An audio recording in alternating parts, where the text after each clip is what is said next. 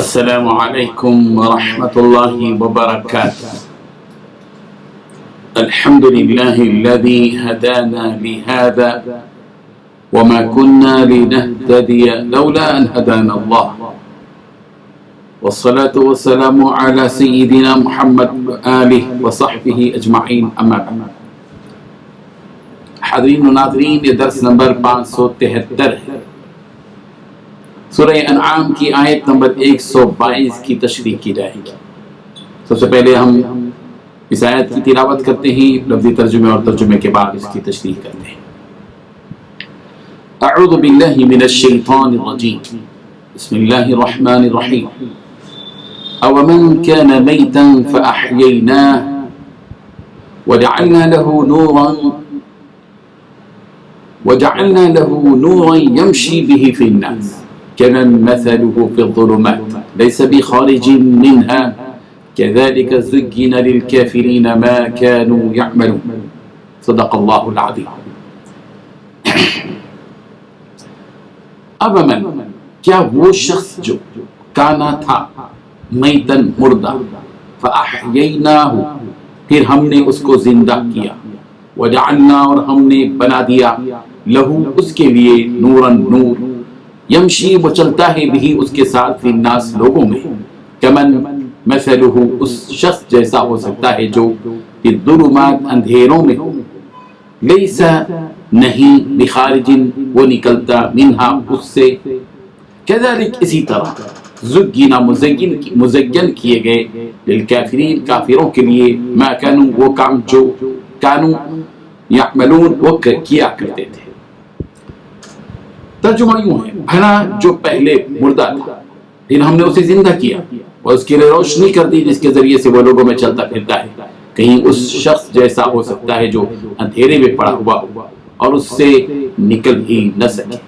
اسی طرح کافر جو عمل کر رہے ہیں وہ انہیں اچھے معلوم ہوتے ہیں۔ اس آیت میں دو باتیں بتائی گئی ہیں۔ پہلی بات، ذرا یہ تو بتاؤ کہ جو شخص مردہ پھر ہم نے اسے زندگی دی ہو اور اس کو ایک روشنی مہیا کر دی ہو جس کے سہارے وہ لوگوں کے درمیان چلتا پھرتا ہو، کیا وہ شخص اس شخص کی طرح ہو سکتا ہے جس کا حال یہ ہو کہ وہ اندھیروں میں گھرا ہوا ہو جس سے کبھی نکل نہ پائے؟ دوسری بات یہ بتائی گئی کہ اسی طرح کافر کو یہ سجھا دیا گیا ہے کہ وہ جو کچھ کیے کرتے رہے ہیں وہ بڑا خوشنما کام۔ بزرگان محترم، اس آیت میں کافر کو اس کے کفر کی وجہ سے مردے سے تعبیر کیا گیا ہے اور مومن کو اس کے ایمان کی وجہ سے زندہ قرار دیا گیا ہے، اور دوسری جانب کافر کو اس کے کفر کی نحوست کی وجہ سے اندھیرے اور تاریکی میں رہنے اور مومن کو اس کے ایمان کی برکت سے روشنی اور نور میں رہنے کی تصدیق کی گئی ہے۔ اور نتیجے کے طور پر یہ حقیقت بیان کی گئی ہے کہ جو شخص مردہ تھا جس کو اللہ تعالیٰ نے زندہ کر دیا، یعنی کافر تھا، اس کو ایمان کی نعمت سے سرشار کیا گیا اور اس مومن کو ایسا نور عطا کیا گیا کہ جس ایمانی نور کو لیے ہوئے وہ لوگوں میں چلتا پھرتا ہے۔ تو سوال یہ ہے کہ یہ زندہ شخص جو روشنی میں ہے کیا اس مردہ شخص کی طرح ہو سکتا ہے جو اندھیرے میں ہے؟ فیصلہ کن حقیقت یہ ہے کہ مومن اور کافر دونوں برابر نہیں ہو سکتے، اندھیرے میں رہنے والا اور اجالے میں رہنے والا برابر نہیں ہو سکتے، مردہ اور زندہ برابر نہیں ہو سکتے، جس طرح دن اور رات دونوں برابر نہیں ہو سکتے۔ دن دن ہے، رات رات ہے، اندھیری اندھیری ہے، روشنی روشنی ہے، مردہ مردہ ہے، زندہ زندہ ہے، اور کافر کافر ہے، مومن مومن ہے۔ مفسرین نے اس آیت کے بارے میں یہ بتلایا ہے کہ یہ آیت دو افراد کے بارے میں نازل ہے۔ حضرت ابن عباس رضی اللہ عنہ فرماتے ہیں کہ جعلنا له نورا، کہ ہم نے اس کے لیے نور مقرر کر دیا۔ اس سے رسول رحمت صلی اللہ علیہ وسلم کے چچا حضرت حمزہ رضی اللہ عنہ مراد، اور مثلہ فی الظلمات سے مراد یعنی وہ شخص جو اندھیریوں میں ہو، اس سے مراد ابو جہل ہے جو رسول رحمت صلی اللہ علیہ وسلم کا بھی دشمن تھا اور دین اسلام کا بھی کڑا دشمن تھا۔ واقعہ ایک پیش آیا تھا کہ ابو جہل نے ایک مرتبہ رسول رحمت صلی اللہ علیہ وسلم پر گھوڑے کی لید یعنی نجاست پھینک دی تھی۔ حضرت حمزہ رضی اللہ عنہ کو اس وقت یہ بات معلوم ہوئی، پتا چلا انہیں، جب وہ شکار سے تشریف لا رہے تھے اور اپنے ہاتھ میں کمان لیے ہوئے تھے، ان کو اس بات کی اطلاع ملی کہ ان کے بھتیجے محمد کے ساتھ ابو جہل نے یہ برا سلوک کیا ہے. حضرت حمزہ ابھی تک مسلمان نہیں ہوئے تھے، اسی حالت میں، کفر کی حالت میں تھے. لیکن جیسے ہی پتا چلا کہ اللہ کے نبی صلی اللہ علیہ وسلم کے ساتھ اس نے یہ معاملہ کیا ہے، وہ سیدھے ابو جہل کے پاس گئے اور ابو جہل پر کو جو ہے حضرت حمزہ رضی اللہ عنہ نے ڈانٹا، مارا اور کہنے لگا. تو جب حضرت حمزہ نے دیکھا کہ ابو جہل یہ کہہ رہا تھا کہ تم یہ دیکھتے نہیں ہو کہ یہ کیسا دین لے کر آیا ہے کہ یہ ہمیں بے وقوف بتاتا ہے اور ہمارے معبودوں کو برا کہتا ہے اور ہمارے باپ دادا کے دین کا مخالف ہے. اس لیے کہہ کر ابو جہل حضرت حمزہ کو اپنی جانب مائل کرنا چاہ رہا تھا، عاجزی کر رہا تھا. اس پر حضرت حمزہ رضی اللہ عنہ نے کیا ابلن جواب دیا، کہا کہ تم سے بڑھ کر بے وقوف کون ہوگا کہ تم تو اللہ تعالیٰ کو چھوڑ کر بتوں کی عبادت کرتے ہو.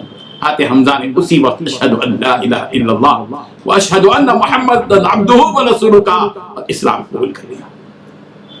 اس طرح ایک طرف کفر، دوسری طرف روشنی، ایک طرف مردہ، ایک طرف زندہ. اللہ تبارک و تعالیٰ نے یہاں جو مثال دی کہ کیا وہ شخص جو ایمان کے ساتھ ہو اور نور کے ساتھ ہو، جس کو اللہ نے زندگی عطا کی ہو ایمان کی، تو کیا وہ شخص اور وہ کافر جو اندھیرے میں ہو، مردہ ہو، برابر ہو سکتے ہیں؟ یعنی ابو جہل اور حمزہ برابر نہیں ہو سکتے. اسی طرح قیامت تک کے لیے جو بھی حق کو تھامے رہے گا، ایمان کی حیات لے کر اس دنیا میں زندگی بسر کرے گا، وہ زندہ ہے، وہ روشنی میں ہے. اور جو جتنا ہی بڑا کیوں نہ ہو، لیکن اگر اس کے پاس کفر ہے اور کفر کی تاریکی ہے اور کفر کی مردگی ہے تو وہ مردہ ہے اور یہ ایمان والا زندہ ہے.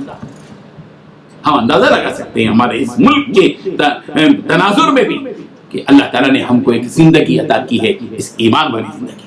ایک اور حقیقت بھی اس آیت کے آخر میں بیان کی گئی کہ کافروں کو ان کے برے اعمال بھلے معلوم ہوتے ہیں. سورہ انفال کی آیت نمبر 48 میں بھی یہ بات کہی گئی، وَإِذْ زَيَّنَ لَهُمُ الشَّيْطَانُ أَعْمَالَهُمْ، جبکہ ان کے اعمال کو شیطان نے انہیں مزین اور خوشنما کر کے دکھلایا. شیطان ہر برے عمل کو اچھا کر کے دکھلاتا ہے. سورہ توبہ کی آیت نمبر 37 میں یوں کہا گیا، زَيَّنَ لَهُمْ سُوءُ أَعْمَالِهِمْ، ان کے برے اعمال ان کو بھلے دکھائے گئے. مومن و مسلمان کو چاہیے کہ وہ اس دھوکے سے محفوظ رہے، اس دھوکے میں مبتلا نہ ہو.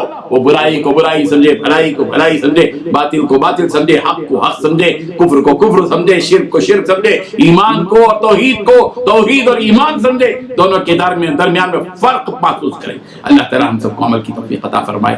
وآخر دعوانا الحمدللہ. لا الہ الا اللہ